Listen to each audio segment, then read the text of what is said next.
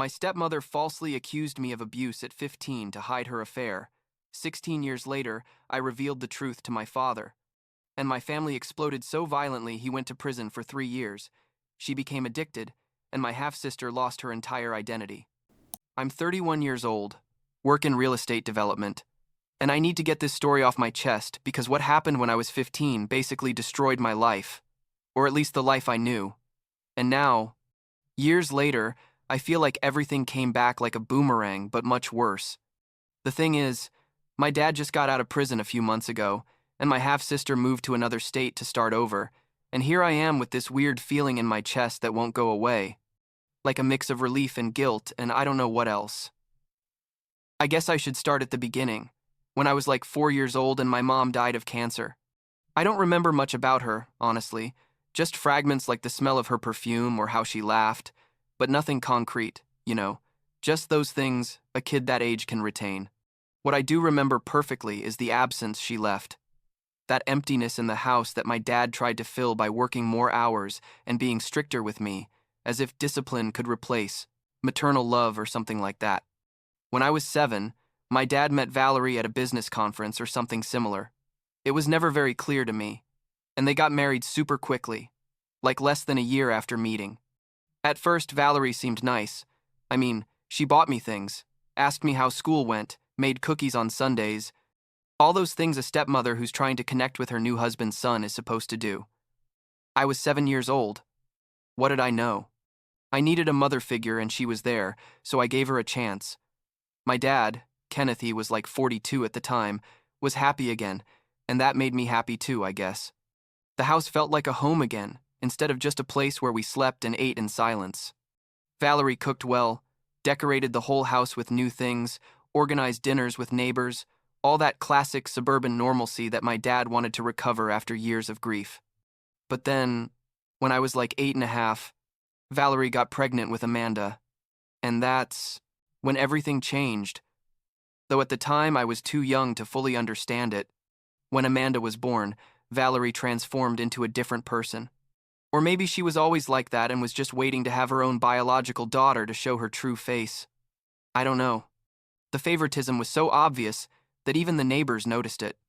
Amanda had the best toys, the nicest clothes, elaborate birthday parties with bounce houses and magicians, while my birthdays were increasingly simple, like pizza and maybe a cake from the supermarket. My dad didn't seem to notice, or didn't want to notice, because Valerie was smart and never made these differences in front of him, only when he was working, which was basically all the time because he had 2 jobs to maintain the lifestyle Valerie wanted. I grew up with this twisted dynamic, where I was like the second-class son in my own house. Valerie assigned me household chores that Amanda never had to do, constantly criticized me for any mistake while praising everything Amanda did, even when it was mediocre. If I got a 9 on a test, it was because I hadn't tried hard enough. But if Amanda got a 7, it was because the teacher was too demanding, or the test was unfair.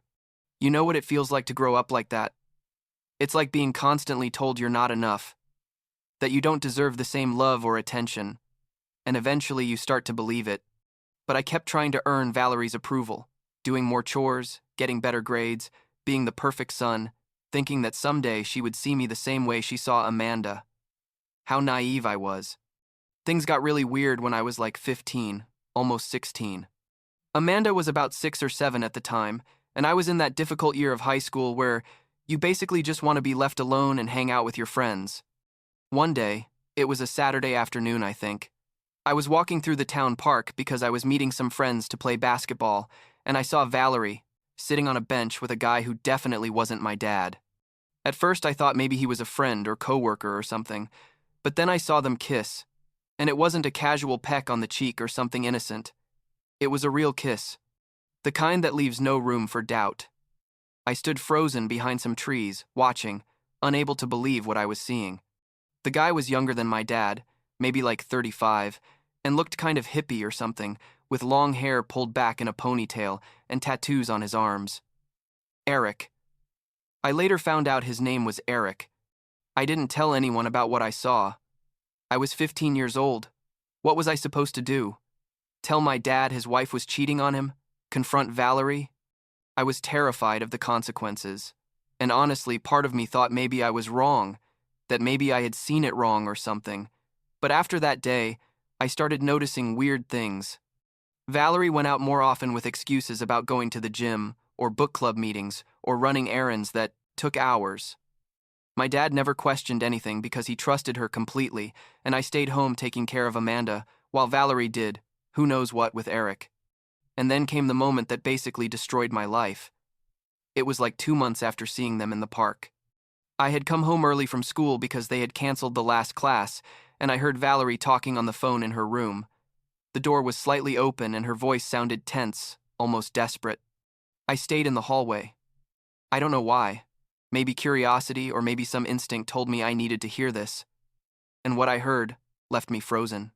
Valerie was telling someone, I assume Eric, that she was worried because Amanda didn't look anything like Kenneth, that she was looking more and more like him, like Eric, and that sooner or later someone was going to notice. And then she said it. So clearly there was no way to misinterpret it. Amanda is your daughter, not Kenneth's. She always has been, but he can never. No. My mind exploded in that moment. Everything suddenly made sense. The way Valerie treated Amanda, like she was the most precious thing in the world, while treating me like garbage, wasn't just normal mother favoritism, it was guilt. Guilt, because Amanda was the product of an affair. She was living proof of her betrayal, and I was the constant reminder that my dad had a real biological son, while Amanda wasn't. I stood there in that hallway, feeling like the ground was opening up beneath my feet, not knowing what to do with this information that had just destroyed my concept of what my family was. I made the mistake of telling a friend the next day. I told him I had discovered something terrible about my stepmother, that I had heard that Amanda wasn't really my dad's daughter. My friend, being a teenager with zero common sense, told his mom, and his mom, being the town gossip, told other people, and basically within 2 days, the rumor was circulating throughout the entire damn town. I didn't mention the kiss I saw in the park, just the phone conversation, but it was still enough to reach Valerie's ears. What happened next still seems surreal to me, like it happened to someone else and not me. Valerie found out about the rumor and, instead of admitting the truth or at least staying quiet and hoping it would pass, she decided to attack first. She accused me, in front of my dad and 2 police officers she had called herself, of touching her inappropriately, of trying to do weird things with Amanda. She said I was obsessed with her, that I had misinterpreted her kindness as something more, that I had invented this whole story about the affair and Amanda's paternity to get revenge because she had rejected my supposed advances. She was so specific in her lies, with dates and moments that supposedly happened, that for a second even I doubted my own reality. My dad looked at me with an expression I'll never forget, like a mix of disgust, disappointment, and fury that cut through me like a knife. The police questioned me for hours, searched my room, my computer, my phone, looking for evidence of these supposed inappropriate behaviors that obviously didn't exist. Valerie cried and acted like the perfect victim, and Amanda, poor Amanda who was only 6 or 7, was confused and scared, not understanding what was happening. The police eventually determined there wasn't enough evidence to file charges, but the damage was already done. My dad believed her, not me. After all, why wouldn't he? She was his wife, the mother of his daughter, a woman who had apparently been victimized by her disturbed teenage stepson. That night, my dad came into my room with a trash bag and started throwing all my stuff inside. He wasn't yelling, which somehow made it more terrifying. He just said things like, "You need to leave here right now. I can't even look at you. You disgust me. How could you do this to this family?" I tried to explain. I begged him to listen to me. I told him Valerie was lying, that I was the one telling the truth about her affair. But he cut me off and said, "You have 10 minutes to get out of my house or I'm calling the police again." And so, at 15 years old, with just a backpack with some clothes, my phone that my dad took away before I left, and like $50 I had saved from birthdays and odd jobs, I found myself on the street with absolutely nothing and no one. The first few days were hell. I slept in parks, behind stores, anywhere I thought I'd be relatively safe. I was constantly hungry, and what little money I had went super fast on cheap food from vending machines and 7-Eleven. I tried going to some friends' houses, but their parents had already heard Valerie's version of the story and basically shut the door in my face. Some even threatened to call the police if I didn't leave. In a small town, rumors spread fast, and I had become the local monster, the perverted kid who had harassed his stepmother and little sister. I had nowhere to go, no one who believed me, no resources.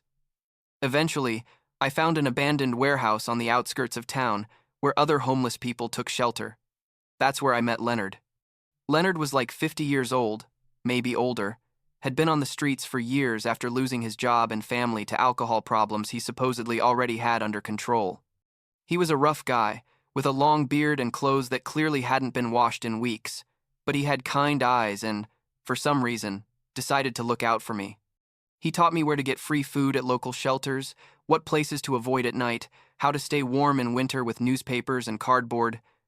Basically, how to survive on the streets when you're a teenager who has no idea about anything. I spent like 6 months living like that. And honestly, I don't know how I survived. There were days when I didn't eat anything.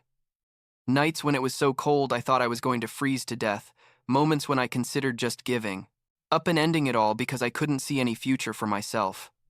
Leonard kept me sane, reminded me I was just a kid who had bad luck, that none of this was my fault, that someday things would get better.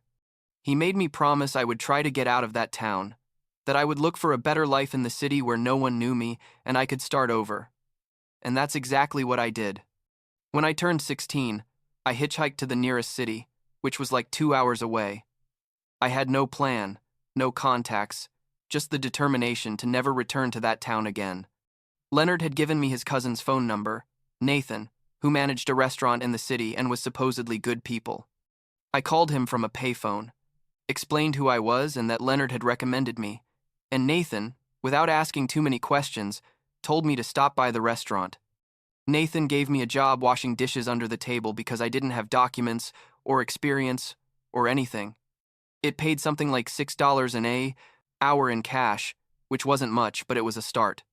He also let me sleep in a small room above the restaurant they used for storage, and although it was basically a closet with an old mattress on the floor, to me it was a palace compared to the abandoned warehouse.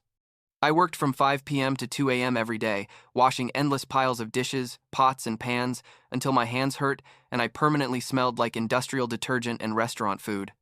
It was at that restaurant where I met Samantha. She was a waitress, studying business administration at the local university, and worked there to pay for her studies. She was like 19 at the time. Brown hair always pulled back in a ponytail, kind smile, and she was one of the few people who really treated me like a human being and not like the weird kid who washed dishes in the back.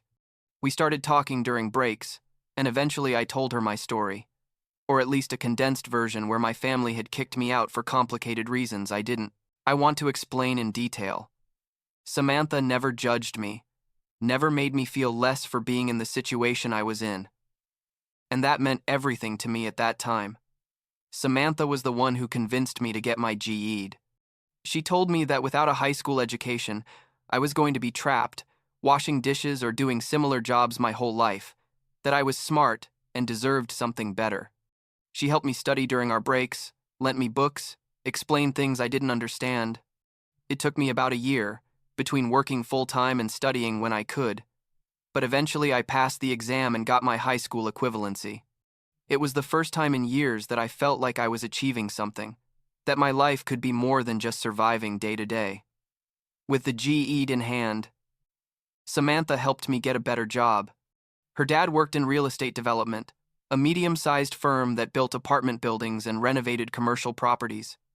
And they needed someone for general work at the construction sites. It wasn't anything glamorous. I basically carried materials, cleaned, ran errands, but it paid $12 an hour with benefits. And that's where I discovered I liked this kind of work. I liked seeing how a building transformed from a concrete skeleton to something functional and beautiful.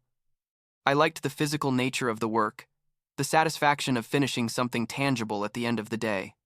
Samantha's dad, whose name was Richard, saw something in me, I guess. He started teaching me about the business, about how to evaluate properties, about finances, about project management. I enrolled in night classes at community college, studying business and construction, and slowly I moved up in the company. By the time I was 23, I was already a project supervisor, earning a decent salary, and finally felt like I had left behind that horrible life from when I was 15. Samantha and I started dating when I was like 20, and she was 22. It was gradual, from being friends to being something more. And she was incredibly patient with me because I was very emotionally damaged, with trust issues and all that baggage from being betrayed by my family. We got married when I was 25, and the following year our son Dylan was born. Having Dylan was like a healing moment for me, because I could give him the stable and loving childhood I never had. I could be the father my dad never was for me. We bought a small house in the suburbs, nothing fancy, but it was ours. And for the first time in my adult life, I felt like I had a real family, people who loved me unconditionally and whom I could love without fear. When I was 28, I started my own real estate development company with a partner I had met in the industry. We found a niche in renovating old buildings and gentrifying neighborhoods, and within 3 years we were doing very well financially. I didn't get rich or anything, but I was making more money than I ever thought I'd have. I had a beautiful family, a nice house in a good neighborhood, respect in my industry. I had achieved something with my life despite everything that had happened to me. During all these years, from 16 to 31, I had no contact with my family. I changed my phone number, didn't use social media under my real name, basically made sure they couldn't find me. Not because I wanted revenge or anything like that, but because I simply didn't want anything to do with them. I had built a new life, a better life, and they were part of a painful past I had worked very hard to overcome. Leonard had died when I was like 24. They found his body in the same warehouse where I had lived years before, and his death devastated me, but also made me value even more everything I had achieved. I owed my life to that man, and honoring his memory meant moving forward and being successful. And then, like 2 years ago, everything came back. My dad found me on Facebook. I don't know exactly how he did it. Maybe he hired someone to look for me, or maybe he just got lucky. But suddenly I had a message from him saying he needed to talk to me, that a lot had happened, that he wanted to reconnect. I ignored the message for weeks, but he kept trying, sending messages every few days, each time more desperate. Eventually, Samantha convinced me to at least hear what he had to say, that maybe he had realized his mistake and wanted to apologize, that having that conversation could give me closure. I agreed to meet him at a neutral cafe in the city. My dad, Kenneth, was like 58 at the time, looked older than I remembered, with more gray hair, more wrinkles, like the years had weighed on him. At first, the conversation was awkward and superficial. He asked me about my life. I gave vague answers. Neither of us mentioned what had happened when I was 15. But then he started talking about Amanda, about how she had grown up, was about to get engaged, wanted to start her own life, and that Valerie and he were proud of her. And then, as if it were nothing, he told me they had seen my success in the real estate business, that they had researched a bit about my company, and that they were impressed. And that's when he dropped the bomb. They wanted me to help them financially, specifically for me to give them or sell them very cheap one of my properties so Amanda could live there when she got married. I couldn't believe what I was hearing. After 16 years without contact, after throwing me out on the street based on lies, he was coming to ask me for a financial favor? Not even an apology, just a request for help for the daughter who wasn't really his, but he didn't even know wasn't his? Something in me broke in that moment. All the rage I had been holding for years, all the bitterness, all the pain, came out at once. And without really thinking, without considering the consequences, I told him the truth. Amanda isn't your biological daughter, Kenneth. She's the daughter of a guy named Eric who Valerie had an affair with. I heard it from her own mouth when I was 15. That's the real reason you kicked me out. Because Valerie needed to silence me before you found out. My dad's face went first white, then red, then white again. He started denying everything, saying I was lying, that I was trying to destroy his family out of revenge, but I saw in his eyes that some part of him knew it was true, that things that had never made sense suddenly fit. I gave him Eric's name, told him about the day I saw them kissing in the park, about the phone conversation I had overheard. And then I stood up and left, leaving him sitting there with his cold coffee and his world falling apart. I don't know what I expected to happen after that. Maybe I thought nothing would happen. that he would simply ignore what I had told him or handle it in a civilized manner. But my dad apparently went straight home and demanded that Valerie take a paternity test with Amanda. Valerie refused at first, but eventually agreed, probably because she knew that refusing would only make things more suspicious. And obviously, the test confirmed everything. Amanda wasn't Kenneth's biological daughter. She only shared the DNA you'd expect from having no biological relationship with him. What happened next was like a family nuclear explosion. My dad, who had always had problems with his temper, completely lost his mind.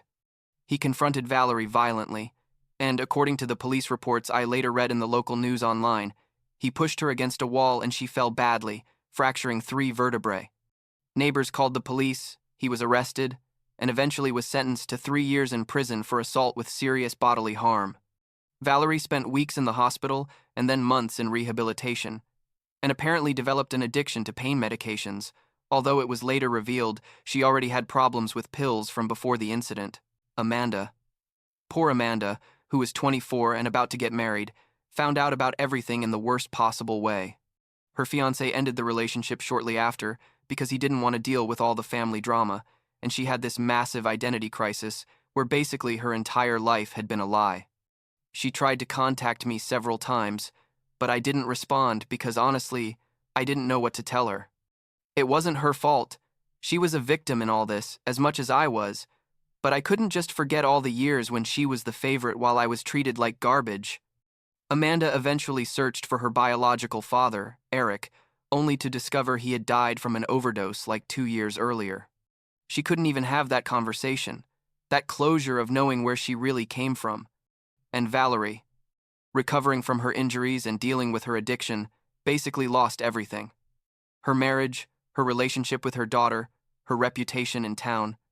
She entered a rehab program that was apparently suggested by her lawyer to improve her public image, but I don't know how effective it was because I haven't followed her situation very closely. My dad got out of prison a few months ago, served like 2.5 years of his 3-year sentence for good behavior. He hasn't tried to contact me again, and honestly, I don't know if I want him to. Samantha thinks I should at least give him the chance to talk. That everyone deserves a second chance, but I don't know if I'm ready for that. The last news I had of Amanda is that she decided to move to another state, to start over, legally change her last name, basically create a new identity away from all this mess. And here I am, 31 years old, with an amazing wife, a beautiful son who's now 6, a successful business, a life that objectively is very good. But I have this weight in my chest that won't go away. This feeling that I ruined lives by releasing that truth. Rationally, I know I didn't cause this, that Valerie caused all this with her lies and her affair and her false accusations. But emotionally, I feel responsible for the fact that my dad is an ex-convict, that Amanda lost her complete identity, that an entire family exploded into pieces. Samantha tells me I did the right thing, that the truth always comes out eventually, and that it was better it came from my mouth than some other worse way. My friends, the few I've told this story to, are divided. Some say my dad deserved to know the truth.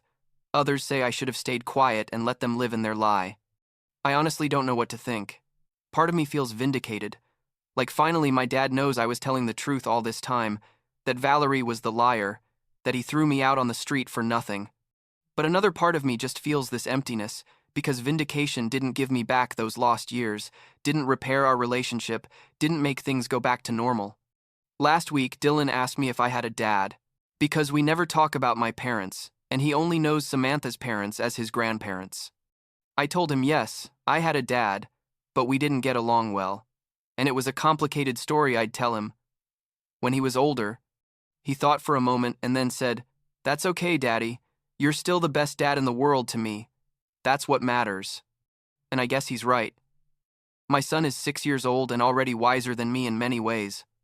I'm trying to focus on the family I have now, on being the best husband and father I can be, on building something positive instead of continuing to relive the past. I don't know if I'll ever be able to forgive my dad for believing Valerie instead of me, for throwing me out when I needed him most.